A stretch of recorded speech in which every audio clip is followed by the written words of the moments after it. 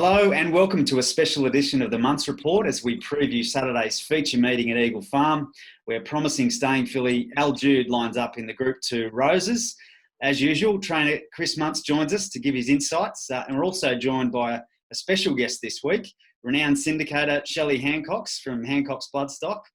She heads the ownership group of Al Jude. Welcome, Shelley, and thanks for joining us. I'd imagine you've got a little friend there in the Hancock's colours, and I'd imagine you've got a few excited friends and owners heading into Saturday's race. Well, good afternoon, Adam and Chris. And yes, we've got some very excited owners heading into Saturday's race. And in fact, one of them is a very long-term owner, a guy called Jean-Louis Baguieri. I know he's been with us for, well, I reckon 20 years. I'm just looking at Rod to see if he can confirm that, but it's a long, long time. He was with me many years ago when I was first syndicating horses with Gerald Ryan in Melbourne. So it's a long history with him, and it's great to see him in another nice horse. Yeah, well, I guess you would see that both ends of the scale. It'd be nice to have those older relationships as well as introducing first-time owners to the sport, and just tell, obviously you've got a long association with racing and history in the sport. Just tell us a little bit about your history and also your long association with Chris, as far as he rode for you previously and now training for you. Well, I was a racing journalist in Melbourne for many, many years. I was starting in 1968 on the Melbourne Age. I also worked in London on the Sun, Rupert Murdoch's paper there for a couple of years, also just on racing. And when I got back from UK, apart from returning to Melbourne Age, I started on radio, both with our racing radio here, which was then 3UZ, and in Sydney with Max Presnell on 2KY. So, and we had a very long association, Max and I, until last year I was working in tandem with Max quite often. By now we'd finally got so old we were on Radio National, ABC Radio National, but during my time in racing, there probably aren't many things I haven't done, but I was married to a racehorse trainer for 15 years, so I was free labour for quite a long time in racing, and also learnt a lot. As what Chris would know, once you're working with horses on a daily basis, you do learn a hell of a lot about them, and I think you wake up after some time that it doesn't really matter what a horse's pedigree is or what it cost. It doesn't know either of those things, and you're absolutely reliant on what's in its heart and what's in its head. And that's the way we approach our buying of horses. And something like Al Jude, well, one, she's by one of our favourite sires, Almahar, and two, she was just the most beautiful yearling filly. Didn't have world's greatest black type pedigree up close, but she was out of a red ransom mare.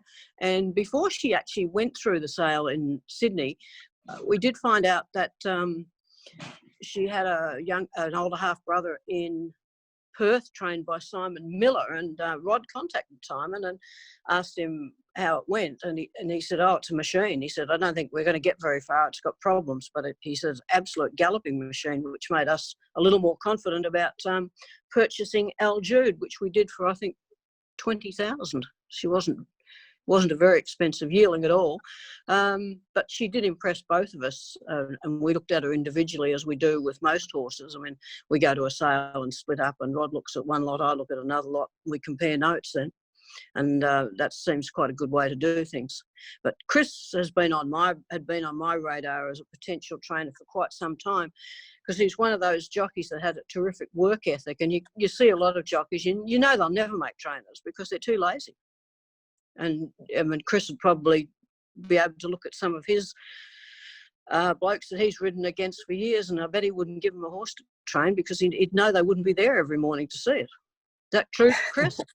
Yeah, you're pretty spot on there, Shelley. I mean, it's quite funny. When I was talking to Ronnie Quinton about it, when I first said that I was going to train, he said, well, that your hobby's gone. He said, now you've got a full-time job. He said, training is a full-time job, but it's part of what we sign up for. Basically, you've got to have a work ethic, and you've got to have a deep passion and love for the horses to be able to get up every morning early and put the hard yards in and really see them evolve. I think that's one of the biggest things that I get a lot of satisfaction out of, particularly seeing a filly like Al Jude come to me as a yearling, and pretty much from day one, she was always a good galloper. But as she got older and stronger, you just seen her improve and improve again. And certainly it was no surprise to see her run the way she did the other day at Doomben over a mile. You know, she's always been a filly that I've had a good soft spot for, that's for sure.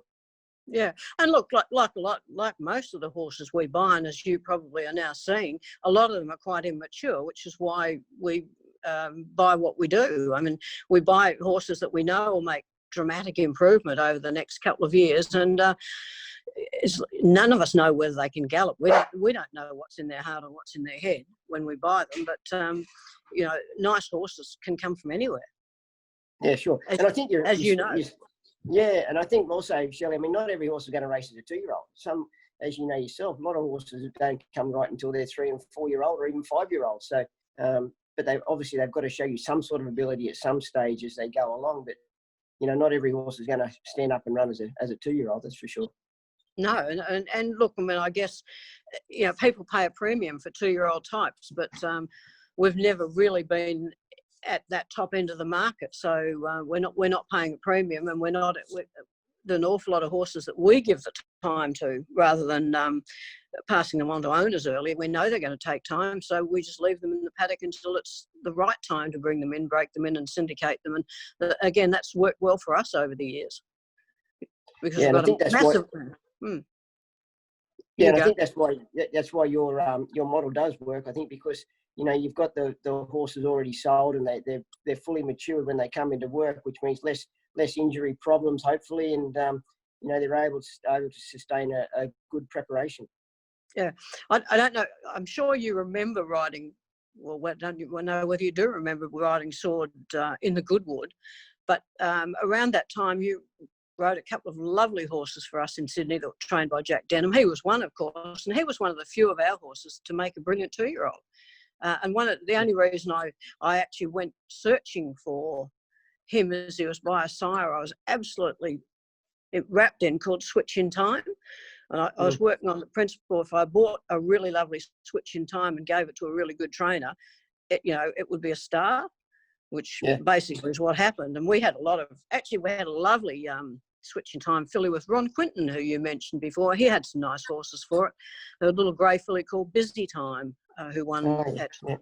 She won in town a few times. And but Sword, he was just a really good galloper. And I think Jack was sort of so fascinated with Sword that he went to the Tamworth sales the next year, and I reckon he bought 3 or 4. And they're nearly all winners, but nothing sort of quite got to Sword's level. No, well, I do remember that day. Like he was well in the market. I don't know if it was favourite or not, but he was well in the market. But he'd had the trip over to Adelaide, and he drew well, and he pretty much controlled the race from the front, didn't he? From recollection, speed, and he pretty much controlled. But he was a great trainer, Jack, and he was one trainer that I used to love talking to. I mean, not many jockeys or people could get on with Jack, but I actually enjoyed his company and used to talk quite a bit to him, and he was quite actually insightful once you got to know him.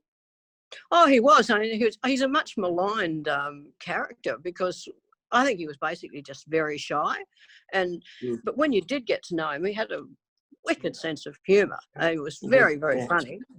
And there weren't many jockeys he let ride work. Brian York was one. I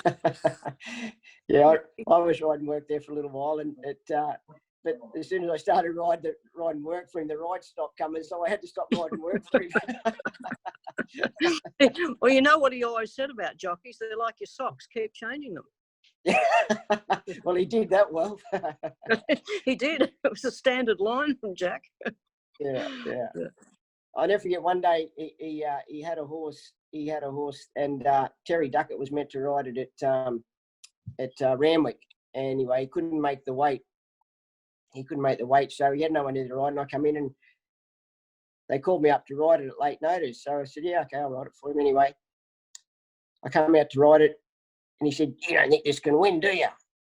I said, well, I don't know the horse. I don't know. Can it win? He said, it'll shit in. I said, oh, really? He said, just jump it out and sit and steer it. He said, it'll win. Sure enough, it sat 3 deep the trip, and away it went, one as it liked. And then went on to win a Sandown Guineas. Its name was that King Ivor. King Ivor. That was the King horse. Ivor. King Oh, Ivor. he was a gorgeous horse. Yeah, lovely horse. Lovely horse. Yeah. You didn't ride him when he won the Sandown Guineas, though, did you? No, that was he was in. No, I didn't. He had a Melbourne jockey on him that day, I think. Yeah, I'm trying to think. I was there with Alan, and the horse blew the start that day, and got back, and the last 200 he flew. I can't remember. I don't know what the sectional time was, but it was unbelievable. His last 200 metres. Oh, he was a very, very good galloper. Very good galloper. Yeah, King Ivor. we actually had what he didn't. He was very unpopular at stud, which was a pity.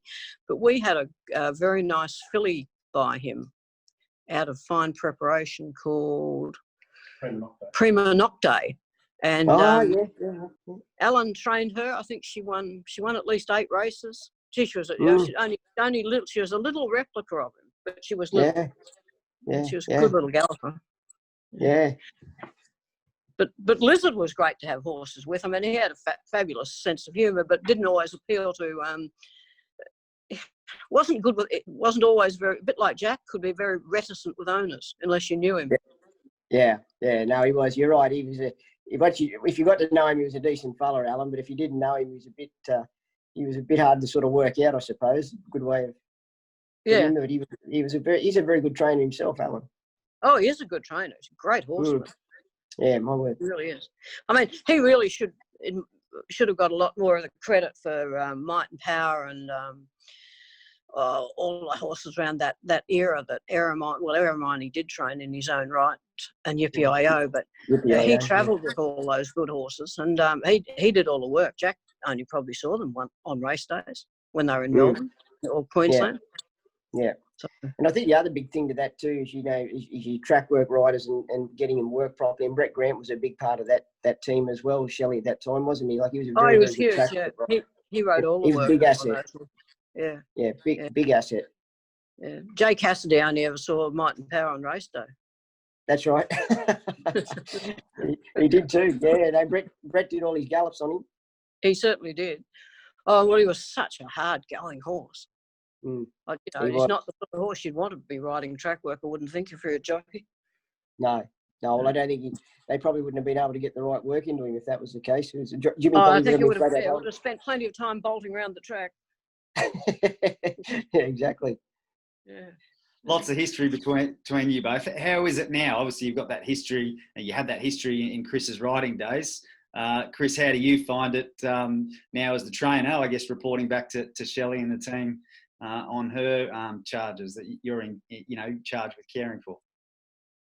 Oh, it's pretty straightforward, Adam. I think I just they ring up for updates on their horses, and I pretty much just tell them how they're going. And if one's going good, they certainly I'll let them know. And if one's a bit limited in ability, we sort of find out early whether they're going to persevere or whether we've got to stop the leaky tap at some point. But I think it's all pretty much just common sense, knowing your horse and knowing the level of their ability, and then being able to try and assess that so as you can forward that onto Rod and Shelley.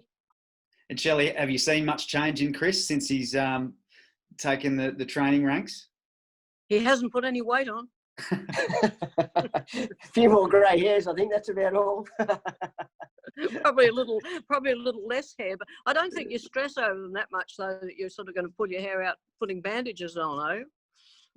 Oh no, I do that pretty comfortably. I don't need to get anyone to do it. I can do that pretty comfortably.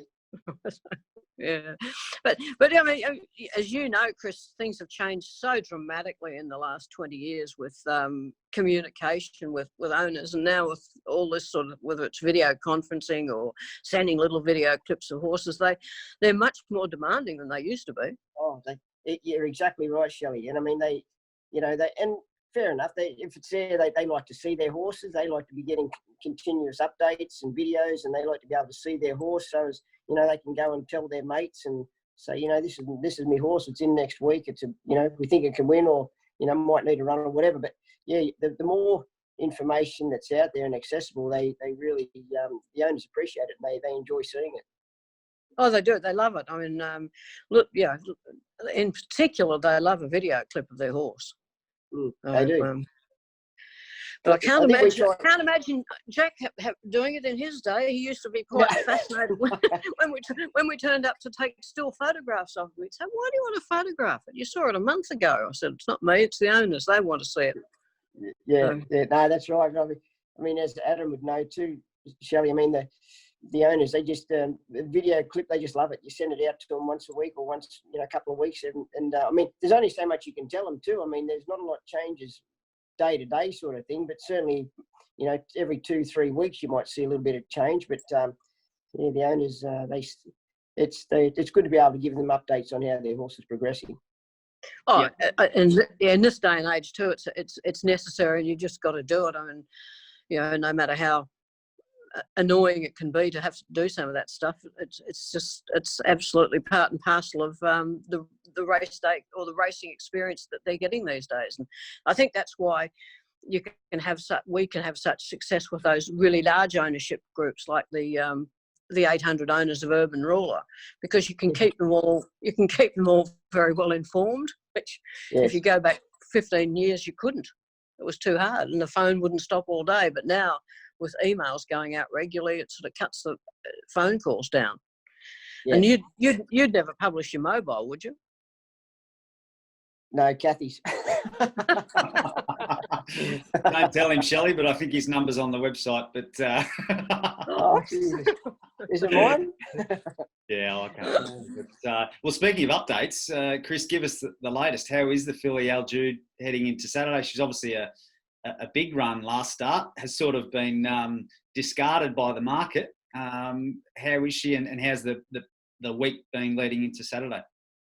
Yeah, really good. No, she's been really good, Adam, and she's just, I suppose, just a shame Larry couldn't be on her on Saturday, because he knows her very, very well, and she goes well for him. But Stephanie Thornton takes over on Saturday, and I'm sure she'll do the job quite well for us. But what I think people are sort of forgetting is that, like, into that mile race the other day, she hadn't run for 4 weeks or so, 5 weeks or more. So she'd had a little bit of time between runs, with only a barrier trial in between. So I thought her run was exceptionally good. Stepping up the 1800 on Saturday, I think, is a positive. And I suppose the only query is Eagle Farm. She's had a couple of goes at Eagle Farm and probably hasn't raced as well as we'd hoped. But if she can overcome that hoodoo, she's a definite player. Have you seen much improvement in her since that run? Definitely. Definitely. No, she's tightened up, and her coat's cleaned up really nicely since that run the other day at Doomben, Shelley. So the filly herself is in 100% good order. Oh, well, I'll be very happy if she runs a place, but I'd be ecstatic if she won. Well, it's in the lap of the gods now, but God give her strength. I think she'll race very well for you. Good. Thank you very much. I hope you're right. Yeah, so do I. Very good. All right. Well, thanks for joining us, Shelley, and giving us that insight and some of the history between yourself. I'm sure some people enjoy, reminiscing and knowing a lot of those horses and that sort of thing. So obviously you've done a lot in the game, and good luck to yourself and connections with Al Jude on Saturday. Thank you very much, Adam, and thanks, Chris, and good luck Saturday. Thanks, Shelley. You too. All the best.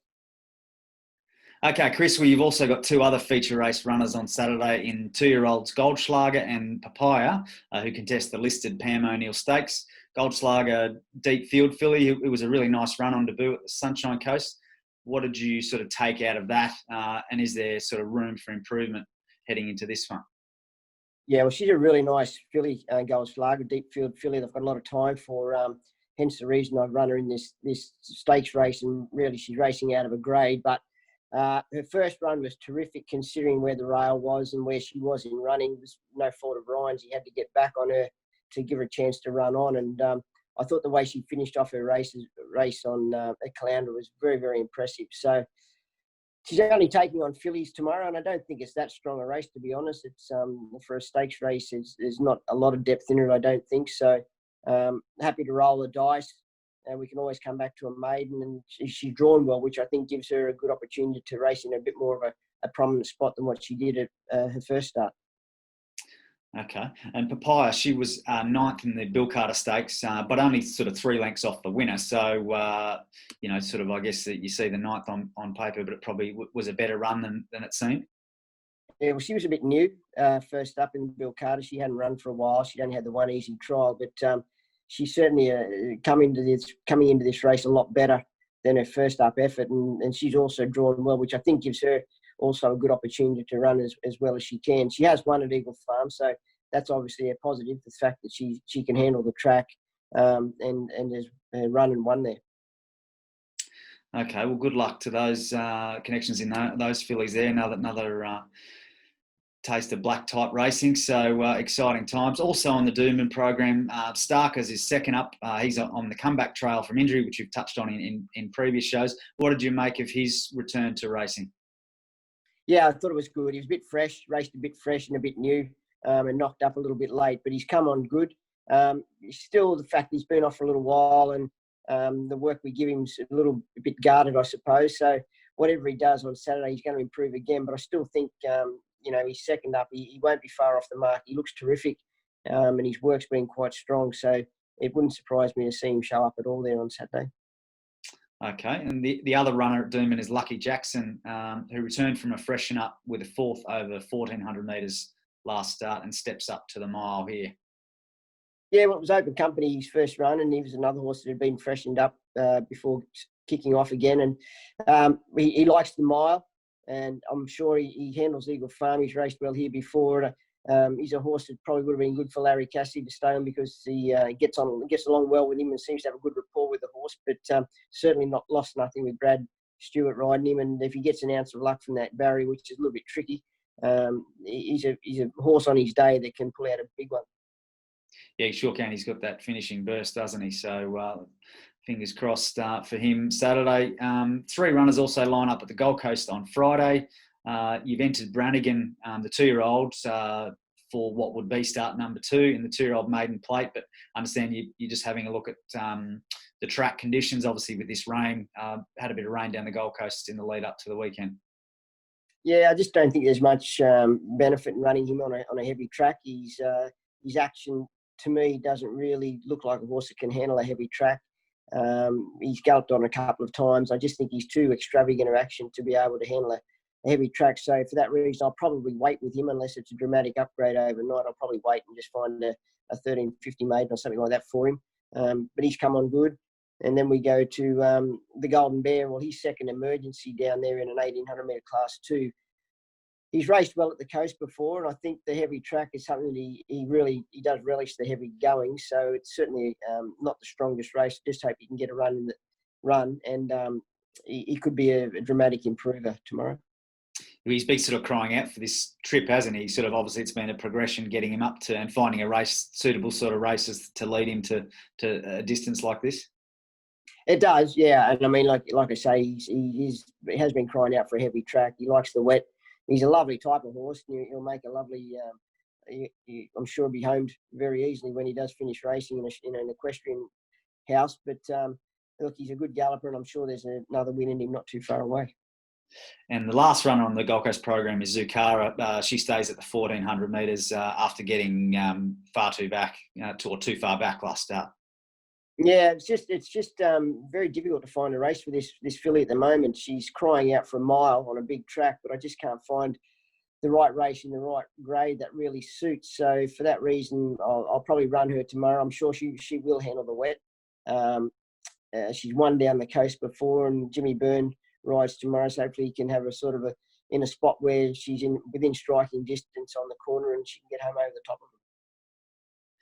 Very good, mate. Well, chances at both programs, and obviously that feature racing at Doomben on Saturday. So exciting times. The Winter Carnival still rolling on, and no doubt some exciting connections too. So good luck to yourself and connections over the weekend.